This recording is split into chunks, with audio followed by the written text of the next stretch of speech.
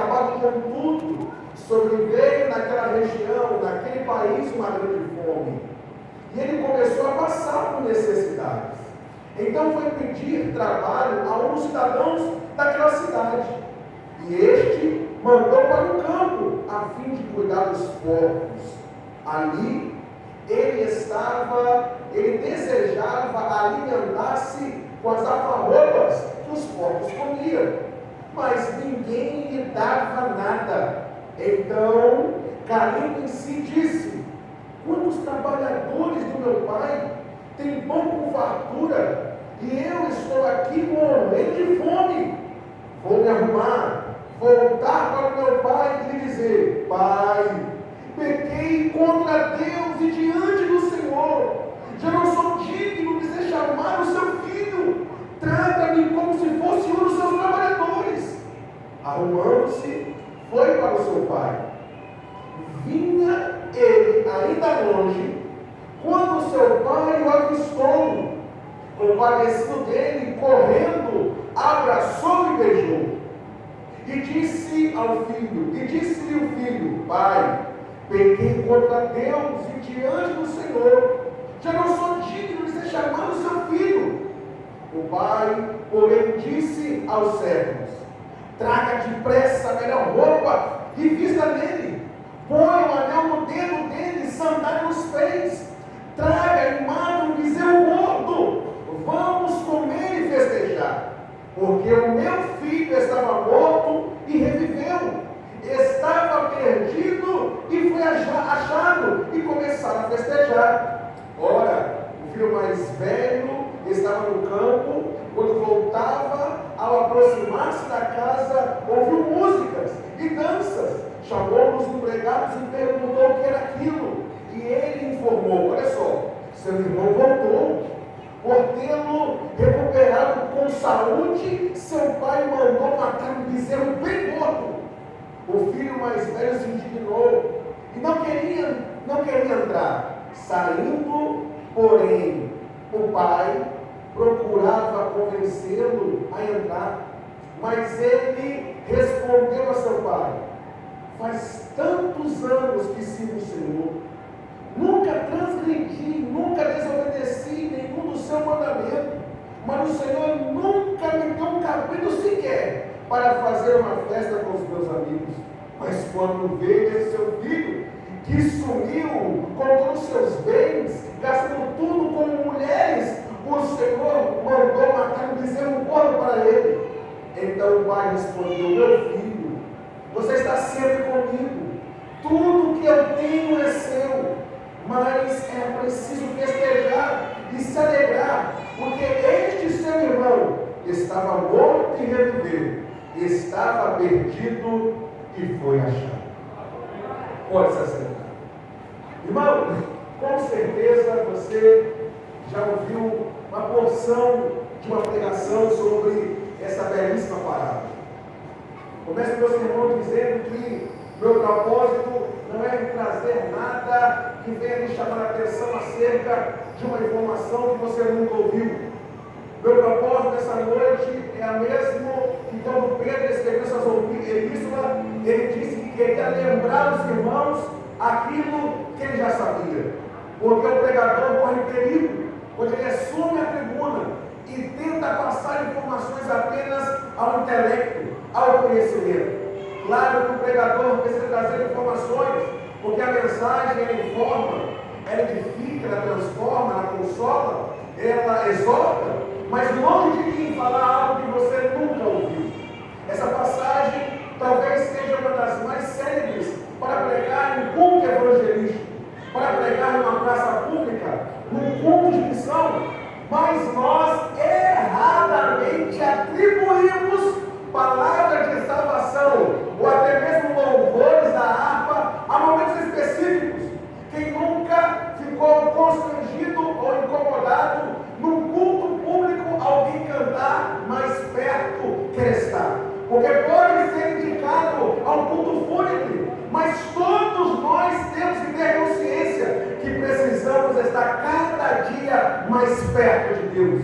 Quem nunca talvez se sentiu incomodado ao pregar-se no culto público, no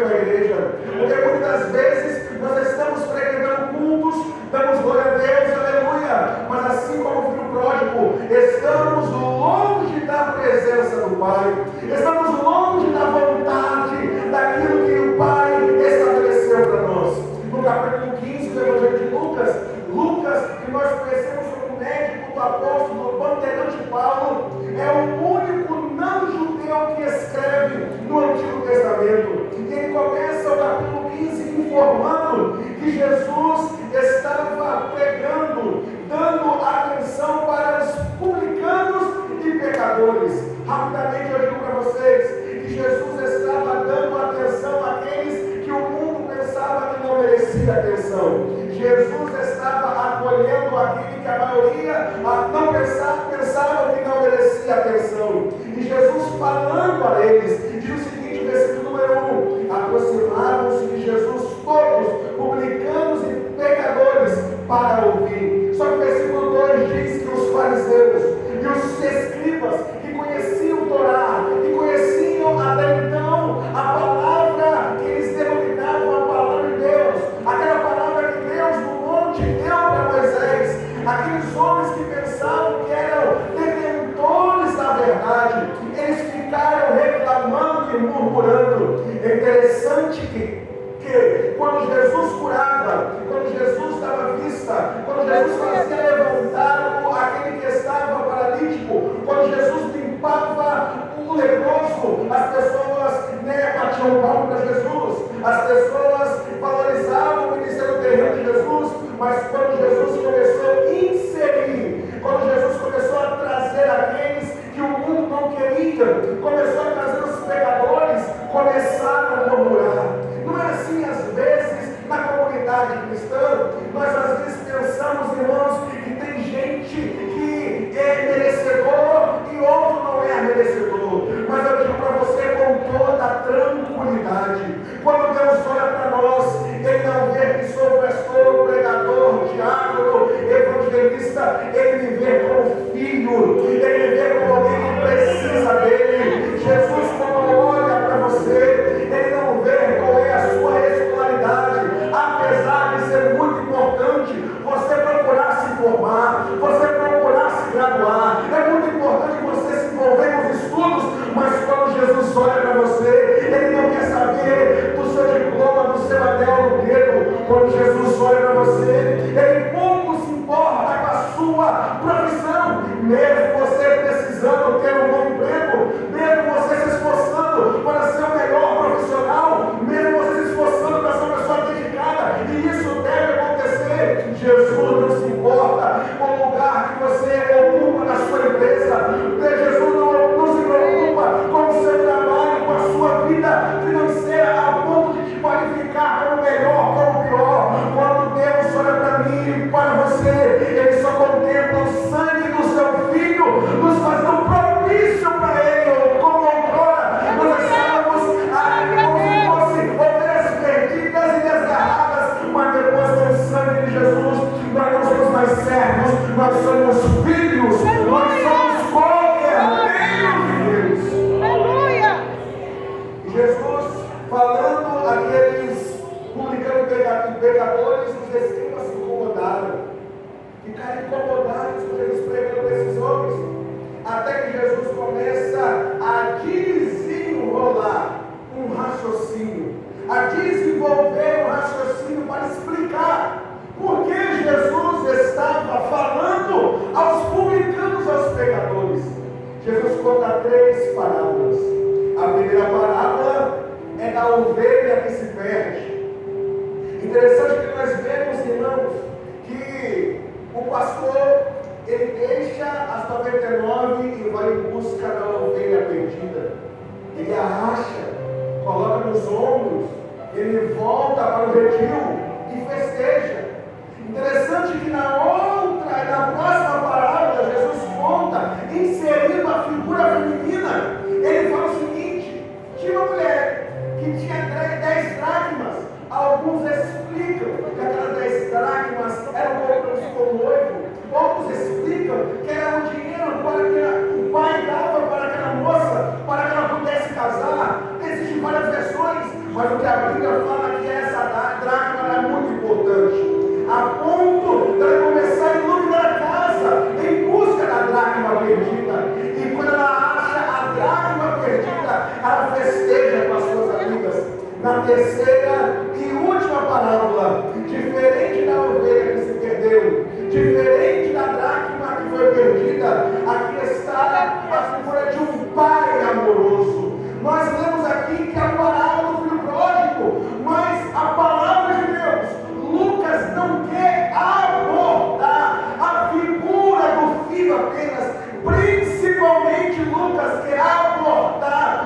figura do Pai amoroso. Preste atenção, se nós aqui na igreja, como na maioria das vezes, nós temos a nossa Bíblia corrigida, a João Ferreira de Almeida, mas nós temos a nossa Bíblia atualizada do versículo de número 11 até o versículo de número 32, aparece a palavra Pai 12 vezes, e aparece a palavra Filho apenas 8 vezes. Na Bíblia atualizada aparece a palavra Pai 14 vezes, e a palavra Filho apenas 10 vezes. O autor está mostrando que a figura mais importante não são os filhos, mas são os pais. Na sua vida cristã, na sua vida ministerial, o mais importante não é você, e muito menos os seus talentos, mas foi o Pai que te chamou para essa obra, foi o Pai que te escolheu. Você pode olhar para essa igreja, para esse ministério, são 19 anos de luta, de batalha e de vitória. Vários homens e várias mulheres militaram e continuam militando a obra de Deus, mas as pessoas mais importantes aqui dessa obra não são os filhos resgatados, não são os homens, as mulheres, mas é o Pai que está no céu e nos dá continuidade e condições de romper mais 10, mais 20, mais 30 anos na obra do Senhor. A palavra do Senhor nessa noite é essa: você tem a sua importância, tem. Jesus te ama a ponto de morrer na cruz do Calvário, mas mais importante do que você é o Deus que te escolheu, o próprio Jesus Cristo, o Deus encarnado, o Verbo, a luz do mundo, a porta, aquele que tem todo o poder no céu e na terra. Ele disse que ele veio a esse mundo não para fazer a sua própria vontade, mas a vontade do seu Pai. Se um dia que alguém te perguntar o que é importante na sua vida, seus filhos, seu cônjuge, você te responda: é minha comunhão com Deus, é minha comunhão com meu Pai. O que me faz permanecer de pé é o meu relacionamento com Deus. Glória. Às vezes nós atribuímos muito valor àquilo que nós vemos, aquilo que nós tocamos, mas não valorizamos a nossa vida com o nosso Deus. Não vou me ater aqui sobre a referência paterna, que muitas pessoas têm dificuldade com Deus por causa da sua referência paterna. Talvez alguém que teve um pai ditador, que não tinha comunhão, que não tinha carinho, pensa que Deus não é um ditador, é um Deus carrasco. Não vou me ater nesse assunto, mas uma coisa é certa: se você não olhar Deus como um pai, você terá dificuldade no caminho cristão. Você entende uma coisa: Deus, Ele não te empurra as coisas por abaixo, Ele mesmo te convence com amor e com graça, porque você é convencido pelo Espírito Santo. Eu estou na igreja há 10, há 20 anos, eu sou batizado no Espírito Santo, eu tomo conta de um departamento, eu dou aula na escola bíblica dominical, olha como eu sou bom. Se não fosse o próprio Espírito Santo te convencendo, se não fosse o próprio Deus te mostrando que você precisa de um Salvador, você não estaria aqui. A diferença para mim, para você, daquele que está fora lá no mundo, é que não foi convencido, mas nós como igreja vamos orar, porque tem mãe orando, tem cônjuge orando por alguém que não serve a Deus ainda, mas eu creio que o Pai vai convencer, o Pai vai avançar. Oh glória, o Pai não está de braços cruzados, Ele ainda trabalha. Nós vemos 3 histórias, 3 perdas, 3 encontros e 3 festas. Pode perder-se, mas será achado. E quando achar, terá festa. Aleluia! Eu quero rápidas palavras, trazendo algumas lições sobre esse pai. Quando você olha a Bíblia, por favor, mesmo que tenha um personagem de destaque, mesmo que tenha talvez Abraão, tenha Moisés, tenha Jacó, tenha Davi, uma porção que você vai ministrar, Nunca esqueça que o personagem principal de Gênesis e Apocalipse é Deus. Então eu quero me ater àquilo que o Filho fez, aquilo que o Filho falou apenas, mas a ação do Pai. Versículo de número 13 diz: passando muitos dias, o filho mais moço, juntando tudo que era seu, partiu para uma terra distante, e lá desperdiçou todos os seus bens, vivendo de forma desenfreada. Para que esse filho pudesse fazer isso, em primeiro lugar, essa passagem, essa porção bíblica, ela traz um confronto muito grande com o mundo do Oriente Médio, porque ao contrário do Ocidente, aonde há anos a mídia, os filmes, tentam desmerecer a figura paterna, fazendo de um homem um abestalho, um bobão. Nos filmes você vê que a figura do homem, às vezes, é um pai. Vários filmes, não é um pai que dirige, não é um pai que orienta, não é um pai que mostra o caminho, mas é um pai que não ensina. Diferente daqui do Ocidente, do Oriente Médio, o pai é a figura de respeito, o pai é a figura de autoridade. E você percebe que, quando o filho fala com o pai, pai, eu quero a parte que me cabe. Naquele exato momento, o filho matava o pai no seu coração. Porque a herança só se recebe quando o pai morre. Então ele estava antecipando a morte do seu pai, não fisicamente, mas a morte do seu pai no seu coração.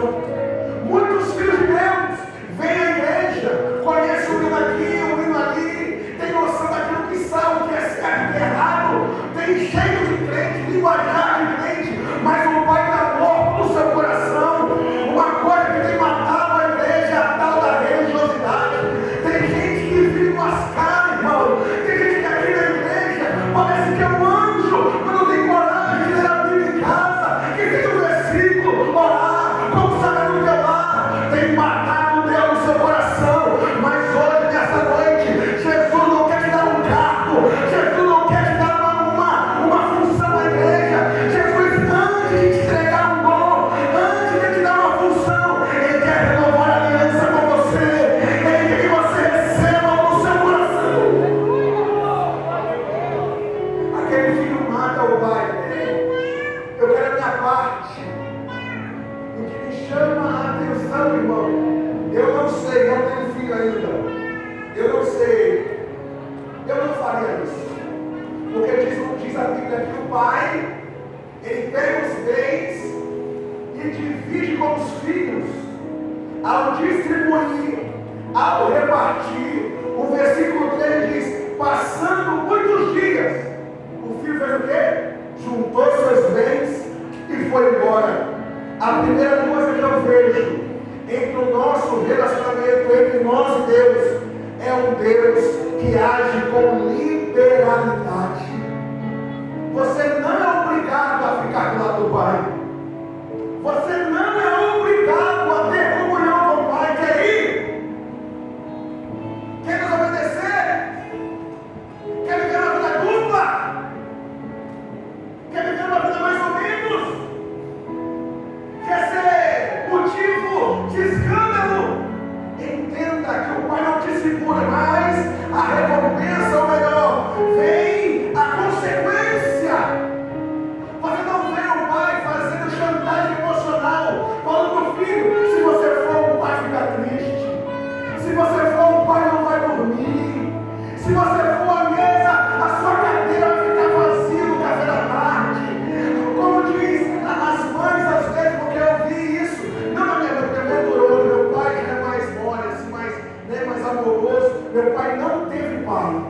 Meu pai perdeu o pai dele com 3 meses de idade. Ele não teve referência paterna. Quando eu estava casando, indo para minha casa, meu pai, ele falou o seguinte: ó, meu filho, seu prato está aqui, tá? Não sabia que depois que eu conversei com a minha mãe, ele levou meu prato para casa. Aí você me pergunta: que prato é esse, irmão? Eu quase não uso porque Tamara não deixa eu usar. Já viu aquela travessa, aquela cuia do Alex, vermelha assim? Aquela ali é um prato. Vocês sabem que adolescente come, né? Eu já comia desde adolescente, né? Você está filmando isso, né, Barão? Não tem problema, não filmando. Aí eu conversei com a minha mãe, pastor, eu levei minha tigela do Alex vermelha para casa. Às vezes eu vou comer camarão, não, agora não, mexe isso não, come um prato, repete 5 vezes, mas quando eu pego a travessa, eu lembro, né, irmão? Naquela época, nas épocas muito também, que só tinha canjiquinha na travessa do Alex, só tinha carcaça, aí eu ficava chateado, aí já amadurece, né, irmão? Na época, eu sempre digo isso nas palavras, nas palestras, que às vezes, né, a gente magoou o pai, magoou a mãe, não tem noção, não tem maturidade a dirigir ao pai. Porque eu me lembro que quando chegou a época, pastor da canjiquinha, chegou a época da carcaça, eu tive a coragem, talvez se eu adolescente diga isso, ou já fez isso, falar com o pai ou com a mãe, de novo, só tinha isso naquele dia. Está vendo aquela palavra de novo? Foi um punhal, foi uma espada no braço do meu pai, mas graças a Deus, nós passamos o tempo da canjiquinha, nós passamos o tempo da carcaça, mas fica a figura do pai amoroso. Quando peguei o prato, fui para casa, meu pai muito emotivo, meu pai muito carinhoso, até teve lá em casa hoje, meu pai, minha mãe, uma tia minha de Valadares, meu pai muito carinhoso, e às vezes ele tentando mostrar carinho, ele joga pro emocional, né? Você, meu filho, eu chego lá, falando com Tamara, igual avô, meu pai, igual avô. Às vezes não tem muita coisa, tem uns avôs que dão uns 10 reais por boneca se esconder. Ó, tem. Vem cá, meu filho, vem cá. Meu pai vai assumir. Eu acho, né? Eu acredito fazendo uma avaliação. O que meu pai não teve, ele quer fazer comigo. Às vezes não tem uma oncinha. Bicho, de 10 reais. Agora tem que ser o quê? Pastor, entende aí? Porque é tanto pix, qualquer coisa. Caralho! Chega na linha cantando a minha mão para pai assim. Pai ama, pai demonstra amor, mas pai não pode segurar. Não pode impedir que os filhos tenham as suas experiências. Mesmo que o pai ame, mesmo que o pai queira tudo de melhor, o pai não pode e não vai segurar. Espiritualmente é a mesma coisa. Você acha que Deus vai ficar no seu ouvido 24 horas? Meu filho, minha filha, você é crente, tem tempo. E você não lê o Novo Testamento ainda? Você é crente, tem tempo. Você não lê a Bíblia toda ainda? Ele vai ficar no seu pé. Ele vai ficar falando toda hora. Ele vai deixar você caminhando, mas vai chegar uma hora que você vai sentir falta desse pai. Antigamente eu peguei essa época que você era muito cobrado na igreja, tinha tudo certinho, muitas pessoas se perderam, às vezes por cobrança excessiva, mas eu entendo que os meus antigos líderes faziam isso por amor, tentavam segurar demais as irmãs, só Jesus na causa, tá aí das irmãs, às vezes não podia nem andar de bicicleta, não podia nem usar saia jeans, era uma luta, tentando segurar aqui, segurar ali, mas não tinha jeito. Fazia escondido, fazia longe. O pai, aquele que ama, ele dá orientação, mas ele não vai ficar aqui segurando no cabresto, não. Mas quando chegar a hora, ele te encontra e você não consegue fugir das suas cordas de amor. Esse pai, ele tem a sua comunhão fundamentada na liberalidade. Ou você o ama pelaquilo que ele é, ou você tem um relacionamento que não é verdadeiro. Aquele pai poderia falar: não, meu filho, fica aqui, vem cá, eu te dou um jumento novo, nos nossos dias seria um carro novo, né? Te dou um cavalo novo, eu vou ampliar seu quarto, vou colocar uma banheira no seu quarto. Meu filho, eu vou fazer o que você precisa para você ficar confortável na sua casa. O pai não faz isso, a Bíblia não diz, mas quando a Bíblia fala que o filho juntou seus bens, ele foi para um lugar longe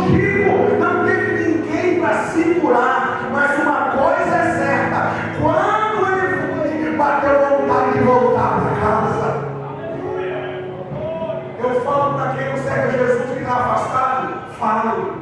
Mas eu falo para você que me escuta, a começar do altar até a porta da igreja, talvez você está com uma auréola de cristão, uma auréola de filho, mas você não está cultivando uma intimidade verdadeira com Deus. Jesus quer aquecer seu coração, o Pai quer aquecer a sua alma. Ele não quer que você fale línguas estranhas apenas no culto, Ele não quer que você cante apenas na igreja, Ele quer que você cante em casa, no trabalho, oh glória. Essa noite, o Pai acenderá a chama da intimidade no teu coração de novo. O inimigo tem trabalhado, o inimigo tem tentado cativar a sua atenção. O Pai está olhando, você vai, eu não vou te segurar aqui. Se uma coisa é certa, você sentirá a minha falta. Talvez tenha alguém que está vivendo de paliativo na casa de Deus. Vem aqui na igreja e toma um chazinho da comunhão. Ele chora, levanta a mão. Aí no mundo da semana, ele vem na igreja, ele toma outro chazinho da comunhão, da língua estranha, ele canta um louvor, ele releva uma palavra. Chega no outro domingo a mesma coisa.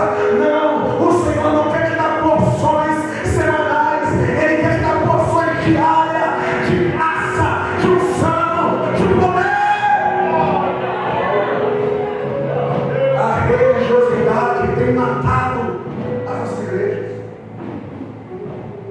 Por isso que eu acho proveitoso o método que a igreja que eu fiz parte faz uso.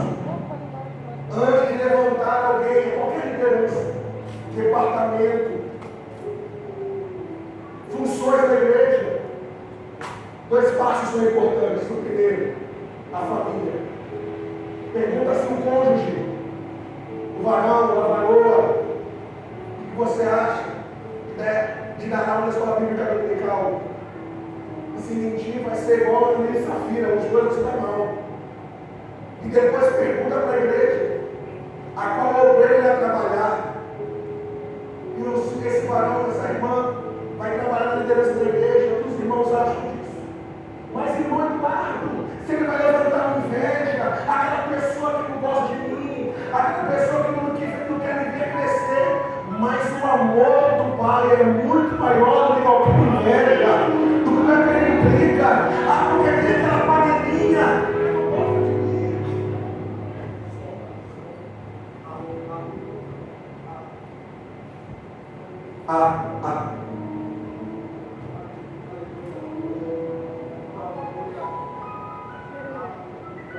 Aleluia. Mas eu Eduardo, tem aquela panelinha que não gosta de mim, tem aquele grupinho que não gosta de mim. Irmão, o amor do Pai destrói qualquer panela. Eu brinco para minha esposa, eu brinco falando sério, eu brinco. Na obra de Deus tem gente que tem a estrelinha na testa. Como assim, irmão Eduardo? Não tem como. Ele chega, além de querer, a liderança percebe que a pessoa tem um talento. E triste é quando alguém tem um chamado, tem um talento, mas está decepcionado, não quer fazer porque foi ferido, foi machucado. Não. Você não sabe o que é evangelho, não? Se o meu Jesus foi traído, você quer o quê? Tapinha nas costas. Você quer o quê, irmão? O meu Jesus, o seu Jesus, mas antes de descer a sua última gota de sangue, ele diz: Deus meu, por que me desamparastes? O próprio Pai das costas, por causa do meu pecado, do seu pecado. Aí você não pode ouvir uma crítica, você não pode ver alguém vir na cara para você, você quer largar. O Pai te convida a uma intimidade mais profunda nessa noite. O Pai te convida a sair dessa fase de água de açúcar com açúcar, essa fase árida. Deus te levando mais profundo nessa noite. Ele quer desembocar teu vaso. Vou aproveitar que 2024 está começando e dizer que esse ano será o ano do seu amadurecimento, que você vai amar a palavra, que você vai ler a palavra em casa, você vai orar em casa, você vai adorar em casa, porque a intimidade começa em casa.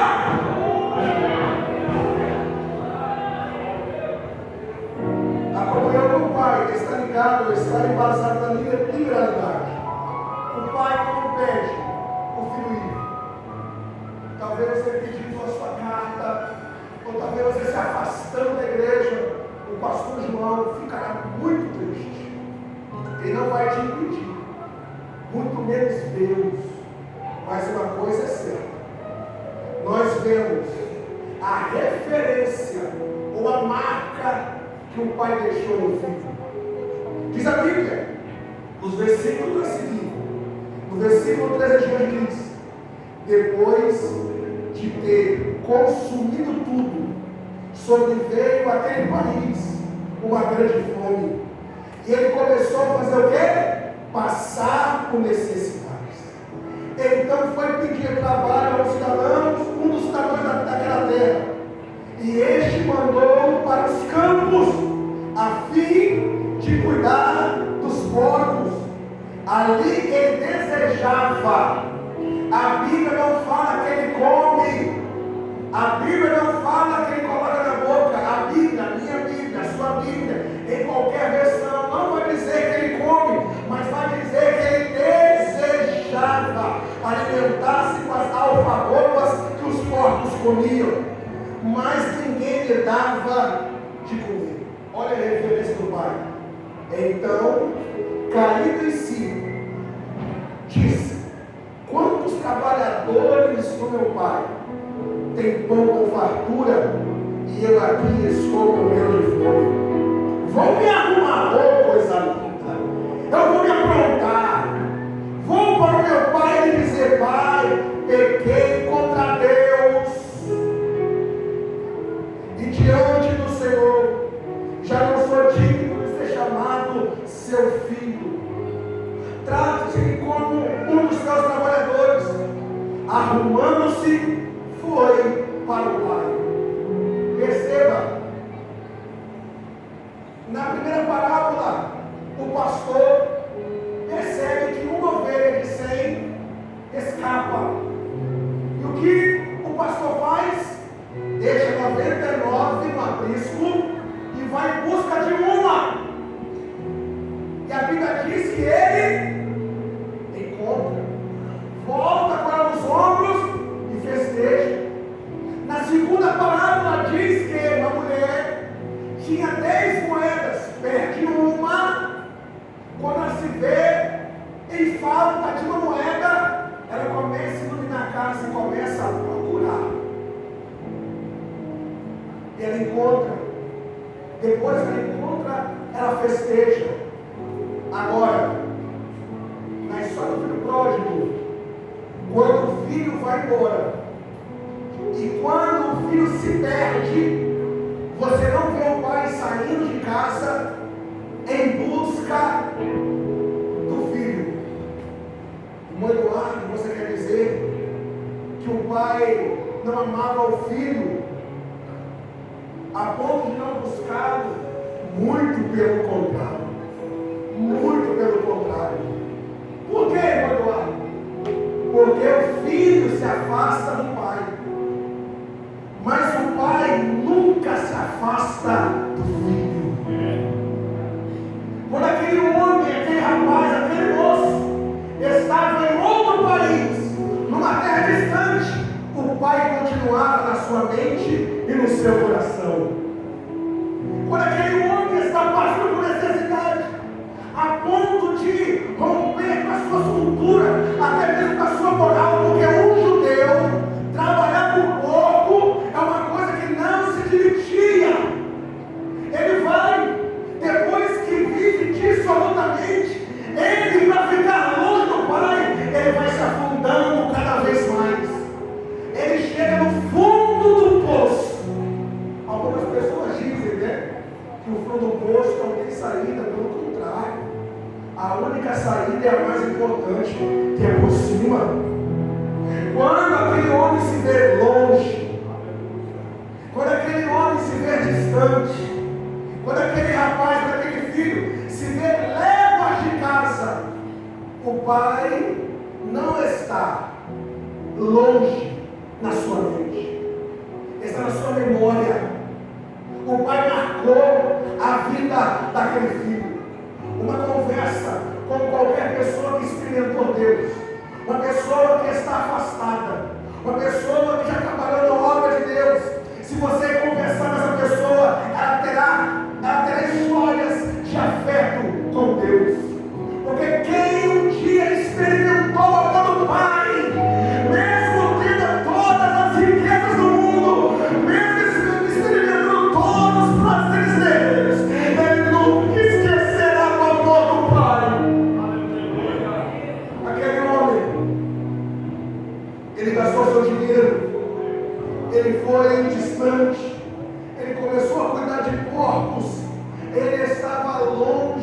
da vista do pai, mas o pai estava perto do seu coração. Por que você diz isso, irmão Eduardo? Porque ele começa a lembrar do seu pai, e caído em si, talvez consciência, você pode dizer, caído em si, que coisa importante, que coisa fundamental é você fazer uma análise da sua vida, você colocar os pingos nos is, você como indivíduo perceber aonde você está caminhando, você olhar para dentro e você falar, que tipo de cristão sou eu? Que tipo de servo de Deus sou eu? Que tipo de homem, que tipo de mulher sou eu? Que tipo de profissional você vai viver o que esse homem viveu? Caindo em si, ele faz uma pergunta, melhor, ele faz uma afirmativa: quantos trabalhadores do meu pai têm fartura de pão e eu aqui estou morrendo de fome? Ou seja, tem gente que não tem intimidade, mas está comendo, e eu que era filho estou com fome. Eu acabei de me formar em psicanálise, e nessa área da vida, das emoções, irmãos, o que você vê de pessoas carentes, a ponto de uma pessoa fazer um vídeo no Instagram e falar assim: em 2 aulas eu vou mudar a história da sua vida. Em 2 horas, em 2 aulas, eu vou te dar 7 chaves do segredo para o progresso. É a pessoa carente, a pessoa desesperada, quer ganhar dinheiro. Ela vai lá e dá 37,90, não vai ser quebrado, né? 49 e 35. A pessoa vai lá e paga um curso, não que esteja errado, mas tem gente que vive comprando e comprando curso e não tem para onde parar, porque o negócio dele é mudar de vida, o negócio dele é monetizar, o negócio dele é ganhar dinheiro rápido. Carência, necessidade, que somente o Pai pode suprir. Aquele homem caindo em si, ele colocou os pés na realidade.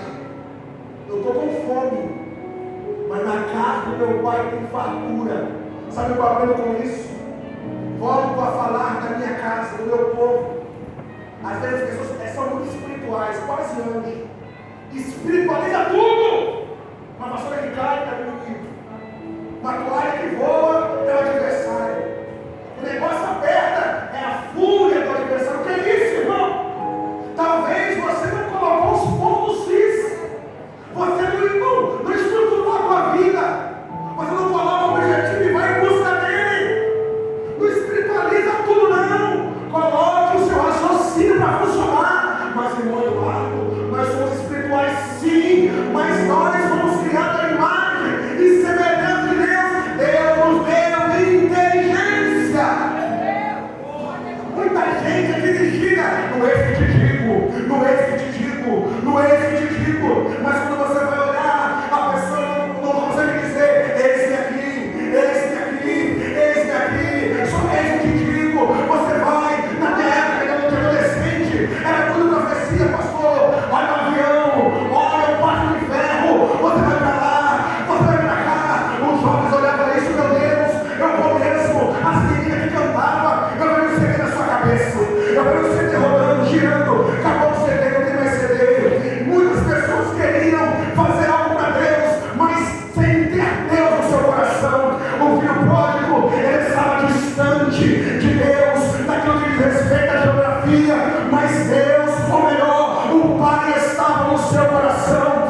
Pode vir qualquer coisa, você pode casar, mudar de endereço, mudar de trabalho, aumentar ou diminuir seu salário. Uma coisa é certa: o Pai te achará onde? No seu coração, na sua mente. O Eduardo me explica isso. Já aconteceu com você? Que você entra numa semana mais sensível, de Deus te levar para uma palavra, Deus fazer você meditar em uma palavra, Deus mexer no seu coração através do louvor, você ficar mais crente, você ficar mais íntimo de Deus. Já aconteceu com você? Não é porque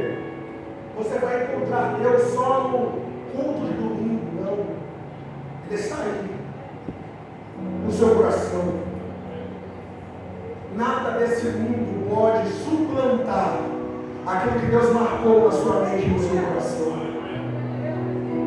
Quando ofereceram prazeres para José, quando pegaram em suas vestes, você acha que Deus se materializou do lado de José? José estava na mente e no coração. Deus estava na mente e no coração de José. A mesma coisa com você, querido amado irmão. Quando o inimigo pensar, escute isso.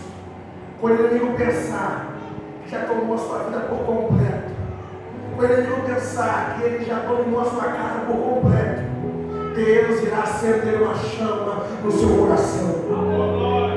A minha pregação nesses últimos dias tem sido essa, Senhor. Me faça, Deus, um dispenseiro de um verdadeiro avivamento. Avivamento esse que não está baseado apenas em emoções. Um avivamento que não me faça apenas ser um pregador de boa retórica, um pregador que fala bem. Não, Senhor, usa minhas palavras da mesma forma que eu acredito que Deus pegou nas suas mãos de poder a pedra que sai da funda de Davi e crava na fronte de Golias. Eu acredito que essa palavra que eu estou ministrando, ela só terá valor se o Espírito Santo de Deus colocar no seu coração, lá naquele espacinho vago, porque às vezes você pensa que um prazer, você pensa que o uso das redes sociais, o seu salário, a sua saúde, o relacionamento ocupa o lugar de Deus. É mentira. Vai chegar a hora que a conta vai chegar e você vai lembrar daquele que é vivo, daquele que reina, daquele que é o primeiro, daquele que é o último, o leão da tribo de Judá, a resplandecente estrela da manhã. Você lembrará dele.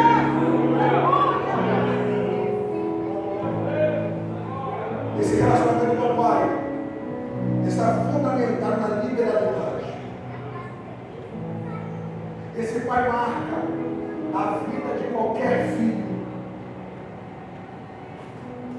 Em último lugar, nós temos comunhão com o Pai, que Ele não vai, Ele está no Filho. Ele não vai até o Filho, Ele já está no Filho, na mente do Filho, no coração do Filho. Mas esse Deus, Ele age. Esse Deus, esse Pai não está inerte, não. Quando esse moço, ele começa a projetar, escuta isso, ele começa a projetar. Muita gente comendo lá em casa, eu gosto de fome, sabe o que eu vou fazer? Vou me arrumar, vou levantar e vou ir até meu pai. Ele não só fica no planejamento, ele age. Versículo 20, arrumando-se, foi para o seu pai. E ele indo, glória a Deus, né? Aleluia.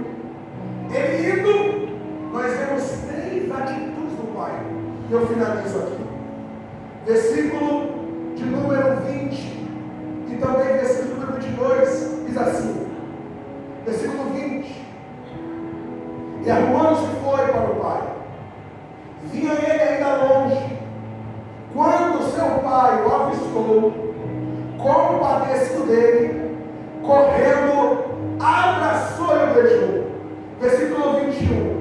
E o filho disse: Pai, pequei contra Deus e diante do Senhor. Já não sou digno de ser chamado seu filho. Versículo 22. O pai, porém, disse aos servos: tragam depressa a minha roupa, vistam nele, ponham anel no dedo dele, sandália nos pés. Eu não sou um pregador que tipifica tudo. Não tenho essa facilidade ou inclinação. E não vou fazer isso. Porém, falando de um pai que age, o filho voltando para casa, não sei se da janela, não sei do portão, mas eu vejo 3 coisas aqui que me chamam a atenção.